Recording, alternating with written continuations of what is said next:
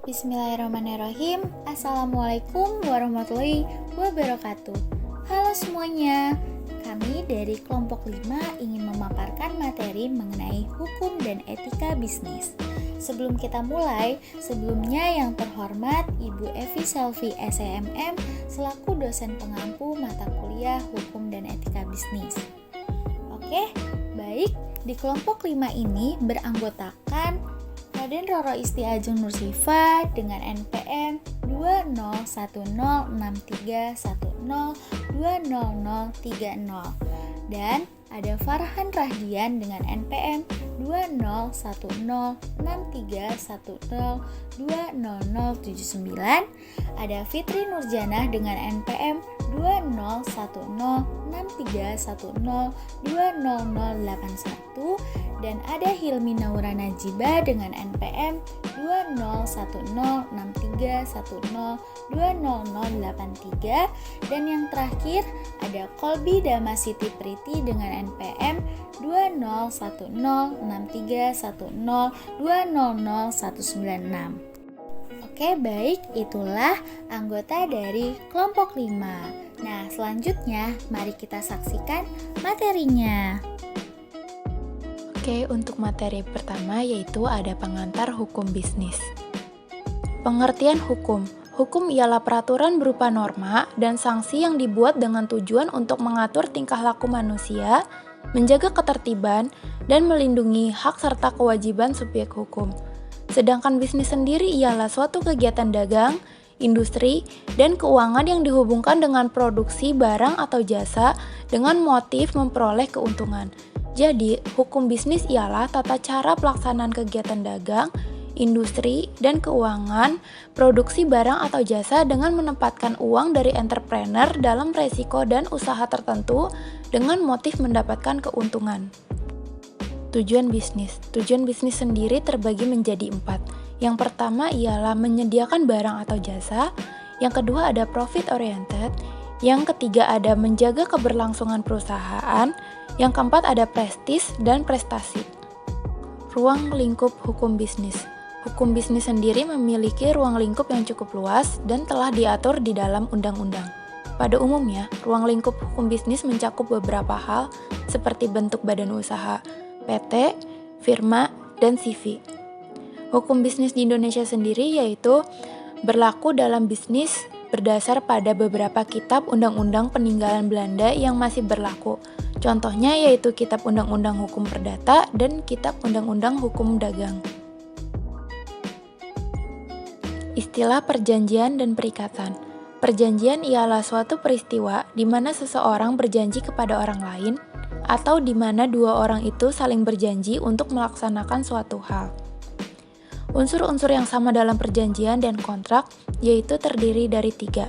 Yang pertama ada mengikat kedua belah pihak, yang kedua ada hak dan kewajiban untuk memenuhi prestasi, yang ketiga ada akibat hukum atau wan prestasi. Perikatan sendiri ialah suatu hubungan hukum antara dua orang atau dua pihak berdasarkan mana pihak yang satu berhak menuntut sesuatu hal dari pihak yang lain, dan pihak yang lain berkewajiban untuk memenuhi tuntutan. Perikatan ada yang lahir dari perjanjian dan ada yang lahir dari undang-undang. Hubungan hukum ialah hubungan yang terhadap hukum melekatkan hak pada satu pihak dan melekatkan kewajiban pada pihak lainnya. Harta kekayaan ialah yang dapat dijadikan sebagai tolak ukur perikatan. Pihak-pihak ialah kewajiban yang harus dipenuhi oleh debitur sesuai dalam perjanjian. Prestasi ialah pihak yang berhak atas prestasi adalah kreditur atau yang berpiutang. Asas-asas kontrak. Asas-asas kontrak terbagi menjadi 7. Yang pertama ialah asas kontrak sebagai hukum yang mengatur. Sifat hukum yang mengatur dan memaksa dapat dikesampingkan oleh para pihak. Yang kedua ada asas konsensual, di mana persetujuan-persetujuan dapat terjadi karena persesuaian kehendak para pihak. Yang ketiga ada asas kebebasan berkontrak. Para pihak diperkenankan membuat sesuatu persetujuan sesuai dengan pilihan bebas masing-masing. Asas pacta sunt servanda dianggap sebagai undang-undang. Asas bahwa hakim atau pihak ketiga harus menghormati substansi kontrak yang dibuat oleh para pihak sebagaimana layaknya sebuah undang-undang. Asas yang kelima yaitu asas good faith, yaitu bahwa dengan itikat baik, jujur, terbuka, dan tulus tanpa tipu muslihat atau penipuan, yaitu dari Prof. Mr. P. L. Worry. Yang keenam ada asas kepribadian, bahwa tidak ada seorang pun dapat mengikatkan diri atas nama sendiri atau meminta ditetapkan suatu janji. Yang ketujuh ada asas obligatoir atau prestasi, bahwa jika suatu kontrak telah dibuat, maka para pihak telah terikat, tetapi keterikatannya itu hanya sebatas timbulnya hak dan kewajiban semata. Syarat sah perjanjian dan kontrak. Syarat sahnya perjanjian terbagi menjadi 4. Yang pertama ialah syarat sah yang subjektif berdasarkan pasal 1320 KUH Perdata. Yang kedua ada syarat sah yang objektif berdasarkan pasal 1320 KUH Perdata. Yang ketiga ada syarat sah yang umum di luar pasal 1320 KUH Perdata. Yang keempat ada syarat sah yang khusus. Syarat sah kontrak, pasal 1320, untuk sahnya persetujuan diperlukan 4 syarat, yaitu yang pertama, sepakat mereka yang mengikatkan dirinya. Yang kedua ada cakap untuk membuat suatu perikatan. Yang ketiga ada suatu hal tertentu. Yang keempat ada suatu sebab yang halal. Bentuk prestasi dan wan prestasi. Prestasi terdiri menjadi 3. Yang pertama yaitu memberikan sesuatu, berbuat sesuatu, dan tidak berbuat sesuatu. Wan prestasi sendiri juga terdiri dari 3. Yang pertama yaitu tidak memenuhi prestasi, terlambat memenuhi prestasi, dan tidak sempurna memenuhi prestasi. Selanjutnya membahas tentang e-commerce. Pengertian e-commerce. Electronic commerce transaction adalah transaksi perdagangan antara penjual dengan pembeli untuk menyediakan barang, jasa, atau mengambil alih hak dengan mempergunakan media elektronik atau digital medium, di mana para pihak tidak hadir secara fisik. Adapun unsur-unsur electronic commerce transaction atau kontrak dagang elektronik yaitu adanya kontrak dagang tersebut dilaksanakan dengan media elektronik, kehadiran fisik dari para pihak tidak diperlukan, kontrak itu terjadi dalam jaringan publik, sistemnya terbuka yaitu dengan internet, dan kontrak itu terlepas dari batas yurisdiksi nasional. Selanjutnya ada keuntungan dan kerugian e-commerce, di mana keuntungan e-commerce untuk konsumen harga lebih murah, belanja cukup pada satu tempat. Untuk produsen efisien tanpa kesalahan dan tepat waktu. Dan untuk manajemen peningkatan pendapatan loyalitas pelanggan. Adapun juga kerugian dari e-commerce yaitu untuk konsumen sangat berpotensi untuk mengalami penipuan dan untuk produsen penyelesaian hukum yang berlaku. Nah, selanjutnya ada pengertian perjanjian menurut pasal 1313 KUHP Perdata, yaitu suatu perbuatan dengan mana satu orang atau lebih mengikatkan dirinya terhadap orang lain atau lebih. Ada juga macam perjanjian elektronik, di mana perjanjian elektronik ini ada 2, barang atau jasa informasi, di mana pada barang atau jasa ini pembuatan kontraknya itu melalui digital dan penyerahannya itu melalui fisikal. Dan juga untuk jasa informasi ini itu dalam pembuatan kontrak dan penyerahannya itu secara digital. Ada juga syarat sahnya perjanjian menurut 1320 KUH Perdata, syarat subjektif kesepakatan, kecakapan, dan syarat objektifnya itu suatu hal tertentu dan suatu sebab yang halal. Selanjutnya, perlindungan hukum pada e-commerce. Yang pertama, keandalan dan tingkat keamanan website penjual. Yang kedua, kontrak baku dan ketentuan jual beli. Yang ketiga, hukum yang berlaku dan kompetensi forum. Dan yang keempat, konsumen dan nasabah bank. Dan ada juga perlindungan konsumen pada transaksi e-commerce, di mana pada UU ITE pasal 2, pasal 9, pasal 10, pasal 18, pasal 20, pasal 21, dan pasal 22.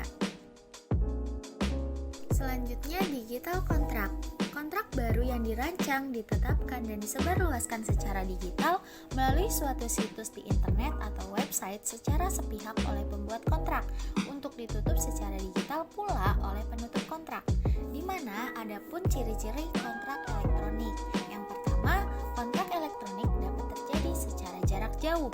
Yang kedua, para pihak dalam kontrak elektronik tidak pernah bertatap muka atau faceless nature.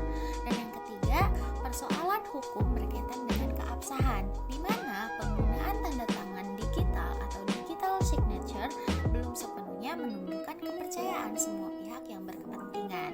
Dan dari digital signature ini sudah diatur dalam Undang-Undang Nomor 11 Tahun 2008 tentang Informasi dan Transaksi Elektronik. Etika bisnis. Pengertian dari etika adalah moral seseorang ketika bersikap menghadapi suatu peristiwa. Dan pencakupan etika bisnis ini adalah mencakupi hubungan antara perusahaan dengan para investor, antara konsumen dengan pegawai, antara kreditur dengan pesaing. Etika memiliki komponen, yaitu terdiri dari komponen sumber, produk, komponen mekanik, aliran etika, dan aliran teknologi. Konsep etika bisnis itu sendiri ialah memecahkan masalah yang terjadi di dalam perusahaan, yaitu perusahaan tersebut harus mampu memiliki ide-ide yang baru untuk membangun perusahaan yang berkembang dengan perbedaan yang memiliki keunikan, dengan mewujudkan visi, misi, tujuan, budaya organisasi. Budaya organisasi memiliki unsur yang terdiri dari memecahkan masalah secara internal dan eksternal, yang kedua dapat menafsirkan secara menyeluruh, dan yang terakhir mempunyai persepsi, pemikiran, dan perasaan yang sama. Dan budaya organisasi ini memiliki fungsi dan manfaat. Fungsinya terdiri dari dapat mengikat anggota untuk menentukan tujuan organisasi, dan manfaatnya mampu hidup jangka panjang dan mampu memiliki daya saing. Selanjutnya ada kunci membangun budaya perusahaan, yang mana dijelaskan pertama, memahami proses terbentuknya budaya bisa dengan secara alamiah dan konseptual. Yang kedua, memahami faktor-faktor yang mempengaruhi budaya perusahaan, diantaranya nilai, ideologi, dan norma. Yang ketiga, menganalisis opini dari menemukan masalah, menemukan opini, menganalisis opini, menentukan strategi, membuat program, merumuskan pesan, menciptakan opini baru yang positif, yang terdiri dari individual image, unit image, dan corporate image. Dan yang terakhir, dari kunci membangun budaya perusahaan itu adalah budaya perusahaan dari segi produk dan organisasi. Hak dan kewajiban konsumen dan produsen. Yang pertama ada hak konsumen. Hak konsumen terdiri dari hak atas kenyamanannya, hak untuk memilih, hak atas informasi yang benar, hak untuk berpendapat, hak untuk mendapatkan advokasi, hak untuk bersekolah, hak untuk diperlakukan adil, dan yang terakhir hak untuk mendapatkan kompensasi. Dan kewajiban konsumen membaca atau mengikuti petunjuk yang berlaku, beritikat untuk melakukan transaksi, membayar sesuai dengan nilai tukar yang disepakati, dan yang terakhir mengikuti upaya penyelesaian perlindungan konsumen secara patut. Dan selanjutnya ada hak produsen. Hak produsen terdiri dari hak menerima pembayaran, hak untuk mendapatkan perlindungan hukum, hak untuk mendapatkan pembelaan diri jika terjadi sengketa, dan yang terakhir hak untuk rehabilitasi nama baik. Dan kewajiban produsen beritikat baik dalam membuka usaha, memberikan informasi sejelas mungkin, melayani dengan baik, menjamin mutu produk, dan menyediakan ganti rugi. Perbuatan yang dilarang bagi produsen terdapat di Undang-Undang Nomor 8 Tahun 1999. Selanjutnya ada prinsip etika. Prinsip etika dapat dibangun berdasarkan kepercayaan dan kejujuran. dan itu merupakan hal penting dalam membuka usaha untuk jangka panjang dan melindungi reputasi perusahaan. Dan ada etika dan tanggung jawab sosial. CSR atau Corporate Social Responsibility ialah bentuk tanggung jawab yang berasal dari perusahaan terhadap lingkungan sosial dan ekonomi masyarakat.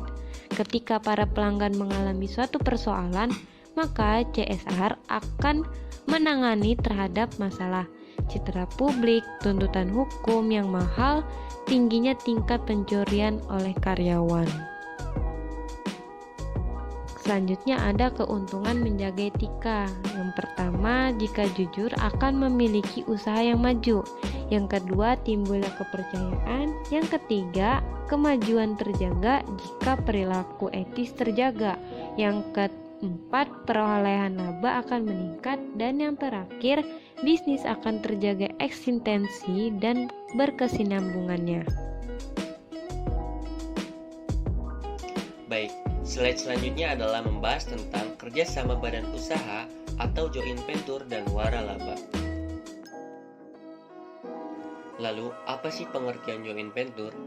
Nah, jadi joint venture adalah suatu kerjasama bisnis antara dua perusahaan atau lebih dengan membagi rata keuntungan serta kerugian bersama yang ditetapkan sesuai perjanjian. Kemudian ada manfaat joint venture. Di sini ada beberapa manfaat joint venture. Yang pertama, dapat mengurangi kebutuhan modal dan sumber daya lainnya. Kemudian yang kedua, dapat terjadinya transfer teknologi antar pihak. Kemudian yang ketiga, dapat meminimalisasi risiko usaha. Dan yang terakhir adalah dapat memungkinkan untuk mengembangkan usaha sampai ke skala global. Selanjutnya, ada kelebihan dan kekurangan joint venture. Di sini ada beberapa kelebihan dan kekurangannya. Nah, kelebihan dari joint venture sendiri adalah yang pertama, sekutu lokal mungkin memiliki teknologi yang cocok untuk lingkungan setempat. Yang kedua, akses ke pasar modal negara tuan rumah dapat dipertinggi oleh hubungan dan reputasi sekutu lokal. Dan yang terakhir, sekutu lokal lebih memahami tentang keadaan lingkungan, di mana perusahaan joint venture didirikan seperti adat istiadat, kebiasaan, dan lembaga kemasyarakatan di lingkungan setempat. Kemudian ada kekurangan dari joint venture. Yang pertama, jika salah dalam memilih sekutu, maka akan meningkatkan risiko politik yang dihadapi. Kemudian yang kedua, adanya harga transfer produk atau komponen yang akan menimbulkan konflik kepentingan antara kedua pihak. Dan yang terakhir, dapat terjadi perbedaan pandangan antara sekutu lokal dengan perusahaan. Kemudian ada pengertian waralaba. Nah, waralaba itu apa sih? Nah, jadi secara umum, waralaba atau franchise bisa diartikan sebagai pengaturan bisnis yang memiliki perusahaan yang dapat memberi atau menjual hak kepada pihak pembeli atau penerima untuk menjual produk atau jasa perusahaan dengan peraturan dan syarat-syarat lain yang telah ditetapkan pemilik perusahaan. Lalu ada jenis-jenis waralaba. Yang pertama ada produk franchise, yang dimana produk franchise ini adalah suatu bentuk waralaba, di mana penerima waralaba hanya bertindak mendistribusikan saja produk dari partnernya dengan pembatasan wilayah seperti pengecer bahan bakar Shell ataupun British Petroleum. Kemudian yang kedua ada processing franchise or manufacturing franchise. Di sini pemberi waralaba hanya memegang peranan memberi know-how dari suatu proses produksi seperti minuman Coca-Cola ataupun Fanta. Kemudian yang terakhir ada business format atau sistem franchise, di mana pemberi waralaba sudah memiliki cara yang unik dalam menyajikan produk dalam satu paket kepada konsumen, seperti misalkan Dunkin Donuts, KFC, Pizza Hut, dan lain-lain. Lalu kemudian ada kelebihan dan kekurangan waralaba. Kelebihan dari waralaba sendiri, yang pertama ada pengakuan reputasi, standarisasi mutu, bantuan modal, bantuan manajemen, profit relatif tinggi karena telah teruji. Kemudian yang terakhir adalah manajemen finansial yang lebih mudah. Kemudian ada kekurangan dari waralaba itu sendiri. Yang pertama adalah tidak mandiri, kreativitas tidak berkembang, terdominasi, rentan terhadap perubahan franchisor, ketergantungan pada reputasi waralaba lain. Kemudian yang terakhir, pemotongan keuntungan. Kemudian slide selanjutnya adalah membahas tentang corporate social responsibility. Lalu, apa sih pengertian corporate social responsibility? Nah, pengertiannya yaitu adalah suatu komitmen berkelanjutan oleh dunia usaha untuk bertindak etis dan memberikan kontribusi kepada pengembangan ekonomi dari komunitas tempat atau masyarakat luas secara bersamaan dengan peningkatan taraf hidup pekerjanya beserta seluruh keluarganya. Lalu, mengapa CSR itu penting? Nah, jadi menurut Corporate Forum Community Development atau CFCD, Tenri Supriyatno, CSR sangat penting tidak hanya bagi masyarakat, melainkan juga perusahaan itu sendiri. CSR juga dapat mencegah dampak sosial buruk, baik langsung ataupun tidak langsung, atas kelangsungan usaha karena gesekan dengan komunitas sekitar. Kemudian ada beberapa justifikasi CSR. Yang pertama ada sustainable, yang dimana perusahaan harus beroperasi dengan cara yang dapat mengamankan kinerja ekonomi dalam jangka panjang dengan menghindari perilaku-perilaku yang rusak ataupun tidak bermanfaat. Kemudian yang kedua ada moral. Nah, di sini seseorang memiliki kewajiban untuk menjadi warga negara atau bagian warga negara yang baik dan harus berperilaku baik. Kemudian yang ketiga ada operasional. Nah, perusahaan itu wajib beroperasi dengan penuh tanggung jawab terkait isu sosial untuk memenuhi kepuasan stakeholder dan mempertahankan izin operasionalnya. Kemudian yang terakhir ada reputasi. Perusahaan itu perlu melakukan CSR karena hal tersebut dapat meningkatkan citra perusahaan, memperkuat merek produk, memperkuat moral, dan bahkan meningkatkan saham. Selanjutnya ada manfaat CSR. Yang pertama, dapat meningkatkan kinerja keuangan. Yang kedua, mengurangi biaya operasional. Kemudian yang ketiga, meningkatkan reputasi dan citra produk. Yang keempat, meningkatkan produktivitas dan kualitas. Dan yang terakhir, meningkatkan penjualan dan kesetiaan konsumen. Selanjutnya, pembahasan mengenai tanggung jawab sosial perusahaan, di mana ini ada syarat bagi tanggung jawab moral. Yang pertama, tindakan itu dilaksanakan atau dijalankan oleh pribadi yang rasional. Dan yang kedua, bebas dari tekanan, ancaman, paksaan, atau apapun namanya. Dan yang ketiga, orang yang melakukan tindakan tertentu memang mau melakukan tindakan itu. Selanjutnya, status perusahaan. Terdapat dua pandangan menurut Richard T. de George, Business Ethics, halaman 153, yaitu legal creator dan legal recognition. Ada juga penjelasan tanggung jawab sosial perusahaan hanya dinilai dan diukur berdasarkan sejauh mana perusahaan itu berhasil mendatangkan keuntungan sebesar-besarnya. Dan ini menurut Milton Friedman, The Social Responsibilities of Business to Increase Its Profit, New York Times Magazine, tahun 1970. Dan ini hanyalah bentuk tanggung jawab yang legal.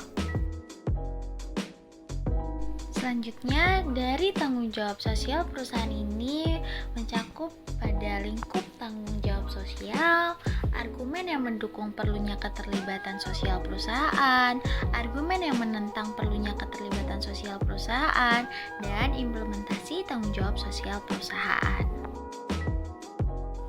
Lembaga pembiayaan.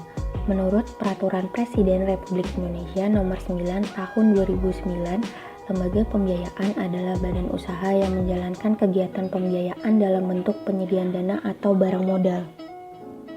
Fungsi lembaga pembiayaan yang pertama, meningkatkan kesejahteraan masyarakat. Yang kedua, melindungi masyarakat bawah dari jeratan rentenir. Dan yang ketiga, mengembangkan infrastruktur dalam bentuk dana talangan ataupun dana proyek.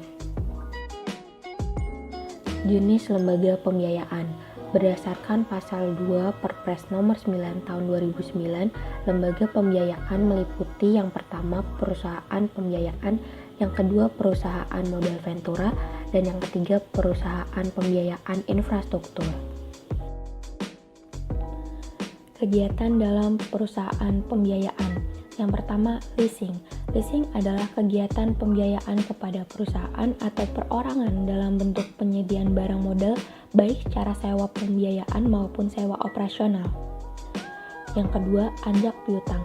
Anjak piutang adalah kegiatan pembiayaan dalam bentuk pembelian piutang dagang jangka pendek suatu perusahaan beserta pengurusan atas piutang tersebut. Yang ketiga, usaha kartu kredit. Usaha kartu kredit adalah kegiatan pembiayaan untuk pembelian barang dan atau jasa dengan menggunakan kartu kredit. Yang keempat, pembiayaan konsumen. Pembiayaan konsumen adalah kegiatan pembiayaan untuk pengadaan barang berdasarkan kebutuhan konsumen dengan pembayaran secara angsuran.